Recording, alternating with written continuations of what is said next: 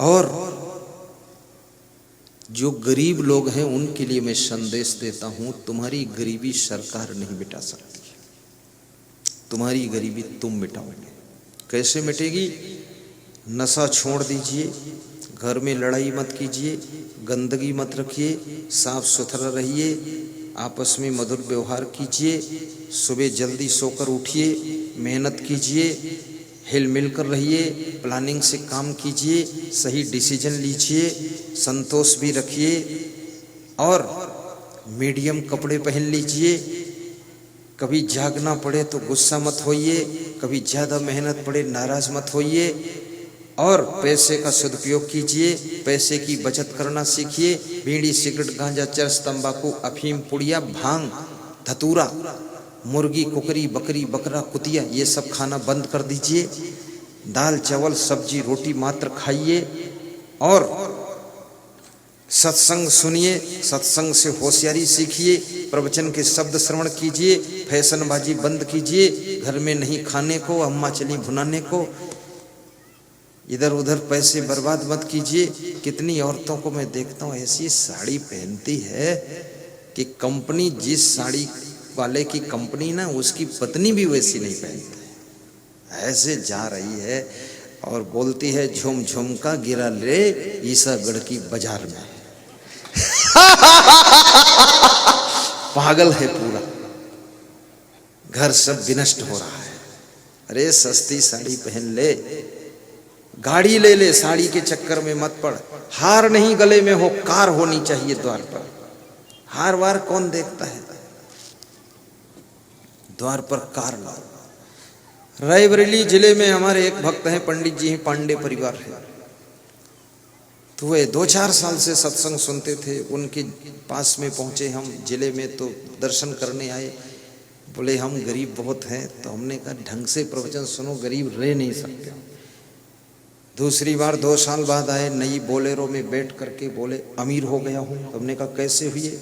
बोले गुरुदेव जितना सोना चांदी सब गिरवी रख दिया हूँ और बोलेरो ले आया हूँ, इसमें 1000 की डेली कमाई होती है, दर्शन भी करने आपके आ जाते हैं और सब काम मेंटेन कर दिया हूँ, पैसे आने लगे हैं। अब इसी पैसे से वो सोना चांदी भी छुड़ा लूँगा, फिर वो भी मेरा हो जाएगा और कार भी मेरी और हार भी मेरा, और आपका गुरुदेव ज्ञान हमको धन्य कर दिया। बोले कोई नशा नहीं करते, हम पति पत्नी प्रेम से रहते। अब उन्नति के लिए सोचते हैं, विकास के लिए विचार करते। कितने लोग उन्नति के लिए सोचते ही नहीं हैं, वो हर समय सोने के लिए सोचते हैं बिस्तर किधर है, हर समय यही सोचते हैं आज किस क्वालिटी की दारू पीना है, बैक पाइपर पीना है कि वो व्हिस्की, और कि एरिस्टोक्रेट, कि महा ठंडी बियर, कि भैंस का गोबर क्या पीना है। ये सब नाटक सोचना बंद करो, विचार करो कि मकान कैसे अच्छा बनेगा मेरा, गाड़ी कैसे आएगी, गुरुदेव का प्रवचन कैसे करा सकता हूँ, गुरुदेव की सेवा अच्छी कैसे करूँ, भंडारा कैसे करूँ, कुंवारी कन्याओं को खीर पूड़ी कैसे खिलाऊं, नुक्ति कैसे बंटवाऊं, कुछ सेवा करूं, परोपकार करूं। जो तुम कमाते हो इसका 10वां अंश अगर धर्म में लगाते हो, परमार्थ में लगाते हो, सेवा में लगाते हो, तो आपकी बुद्धि कभी नहीं बिगड़ेगी, आपकी बुद्धि सद्बुद्धि बनी रहेगी। हाँ, 10वां अंश परमार्थ में लगाना चाहिए। कौन लगाता है? पूरा बिगड़ गए लोग। वो 20वां अंश दारू में लगाते हैं, परमार्थ कर रहे हैं। मत पीना शराब, आज से संकल्प ले लेना, ठीक, कंप्लीट रूप से कसम खाओ। इसमें तो कोई पीता ही नहीं है, और जो पीता है उसको मैं जानता नहीं, और जानता हूं तो कहता नहीं। कहता इसलिए नहीं हूं कि इज्जत का सवाल भी है, किसी की इज्जत थोड़े लेना है। अब छोड़ देगा, आज से बात खत्म हो गई। मत पीना, छोटी छोटी बचत करना सीखो। गरीबी कैसे रहेगी? आपस में मारपीट मत करो, सवेरे उठकर झाड़ू लगाओ, घर को बिल्कुल क्लीन रखो, आसपास पेड़ पौधे फूल पौधे लगाओ। मेहमान आए उसका दौड़ दौड़ कर हंसकर स्वागत करो, गुरुदेव की भक्ति भी करो, गुरुदेव का ध्यान लगाओ, प्रवचन सुनो यूट्यूब में, मोबाइल में और टीवी में 9 बजे रात्रि आस्था भजन चैनल में, 6:50 पर आस्था चैनल में शाम को प्रवचन सुनिए। 20 मिनट का प्रवचन तुम्हारी जिंदगी को बदल डालेगा।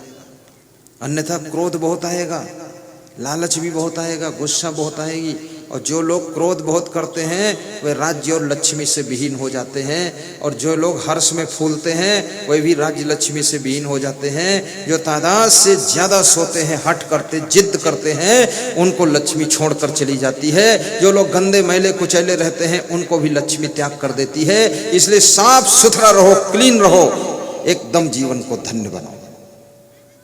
गंदगी रखने की क्या जरूरत है? गंदगी में रहते हो इसका मतलब तुम आलसी हो। अब आलसी होने का मतलब ये हुआ कि जब आलसी हो तो काम कैसे करोगे, और काम नहीं करोगे तो लक्ष्मी कैसे आएगी, और लक्ष्मी नहीं आएगी तो दरिद्री तो रहोगे ही तुम।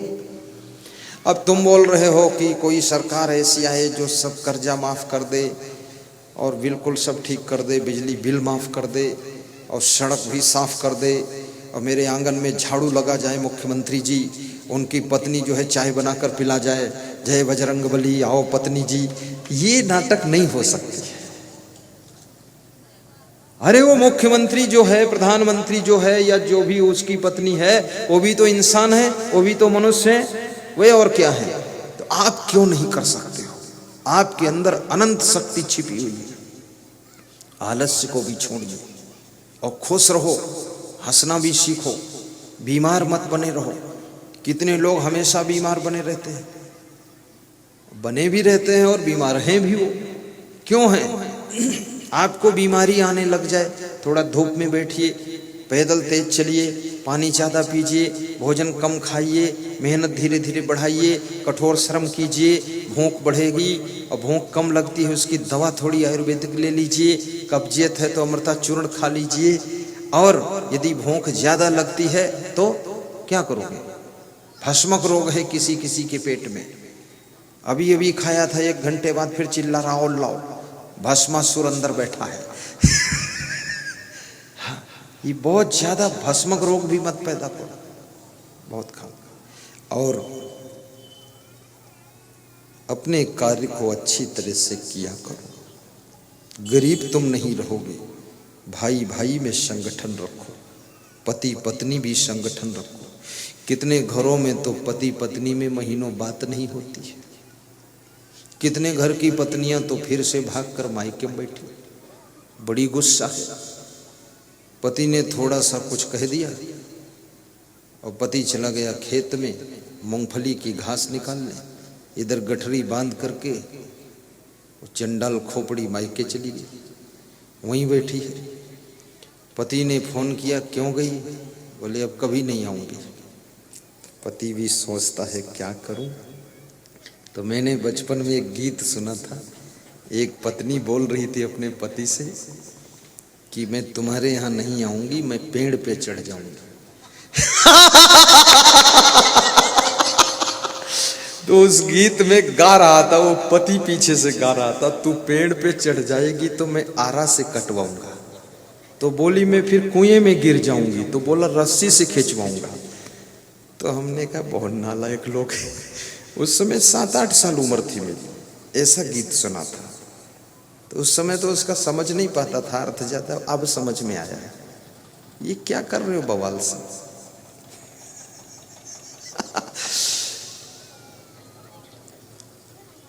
आपस में घर में मुंह फुलाने की आदत भी मत बनाइए।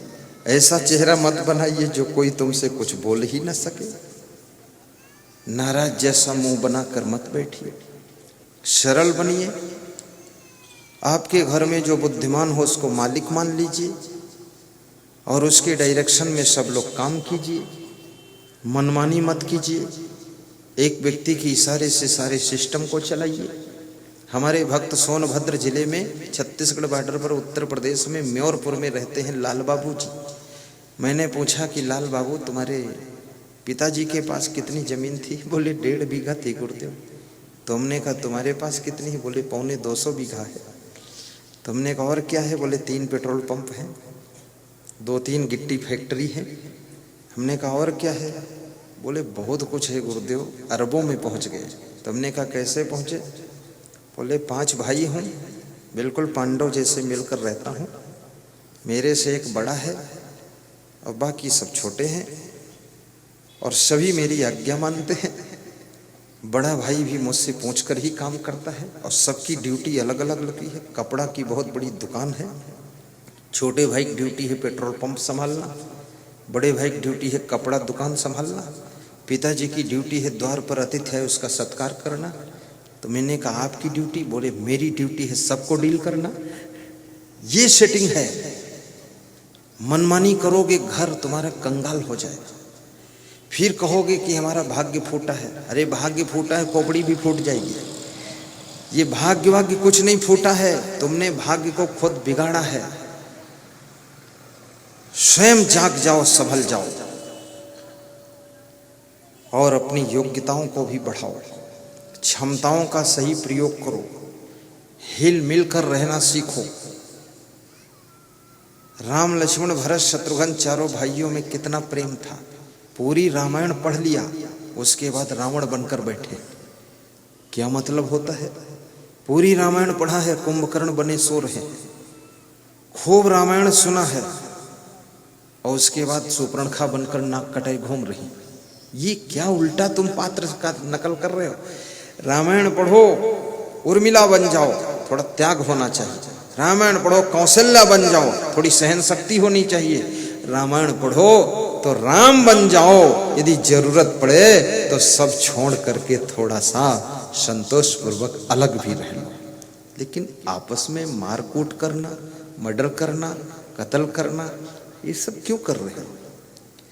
अभी मैं गारंटी के साथ कह रहा हूं, इसमें से किसी आदमी को हम अपने साथ ले जाएं और उसको ऐसी जगह पर छोड़ दें जहां उसको कोई पहचानता ना हो। 5 साल के बाद वहीं पर वो आदमी अपना प्लेटफार्म बना लेगा, घर बना लेगा, सिटिंग बना लेगा, परिचय बना लेगा और वहीं पर वो जिला पंचायत सदस्य बन जाएगा, अध्यक्ष बन जाएगा। आपके अंदर जो भरा हुआ है ज्ञान, गुण, कला, क्षमता, उसको जब तुम प्रयोग करोगे, जहां करोगे वहीं पर चमत्कार शुरू होगा और जब चमत्कार होगा तो सब